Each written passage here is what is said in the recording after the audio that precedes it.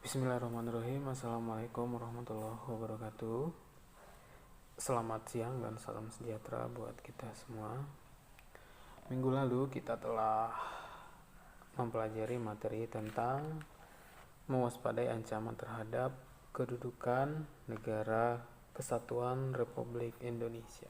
Ya, kita sudah mempelajari ancaman-ancaman yang terjadi dalam berbagai bidang, seperti dalam bidang ideologi, dalam bidang ekonomi, dalam bidang politik, sosial budaya, dan pertahanan dan keamanan.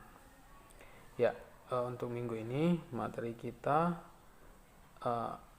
masih lanjutan tentang ancaman, yaitu strategi mengatasi berbagai ancaman terhadap kedudukan kesatuan Republik Indonesia dalam membangun integrasi nasional. Ya, di sini kita akan memahami strategi dalam mengatasi baik dalam bidang ideologi dan politik, baik dalam bidang ekonomi, dalam bidang sosial budaya, dan dalam bidang pertahanan keamanan. Ya, mari perhatikan video berikut ini. Strategi dalam mengatasi berbagai ancaman dalam membangun integrasi nasional. Strategi adalah pendekatan secara keseluruhan yang berkaitan dengan pelaksanaan gagasan, perencanaan, dan eksekusi sebuah aktivitas dalam kurun waktu tertentu. Jadi, Adapun strategi yang dilakukan Presiden Indonesia dalam menghadapi ancaman militer. Yang pertama, strategi mengatasi ancaman di bidang ideologi dan politik. Yang kedua, strategi mengatasi ancaman di bidang ekonomi.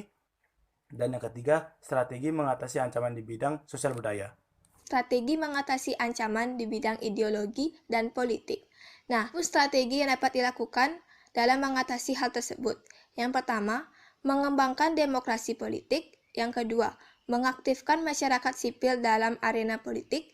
Yang ketiga, memahami lebih dalam arti Pancasila sebagai ideologi negara. Yang keempat, menumpas setiap gerakan separatis. Yang kelima, menegakkan supremasi hukum. Dan yang keenam, meningkatkan ketahanan masyarakat dalam menghadapi usaha pemecah belahan dari luar. Nah, demikian strategi dalam mengatasi ancaman di bidang ideologi dan politik. Tentang strategi mengatasi ancaman di bidang ekonomi.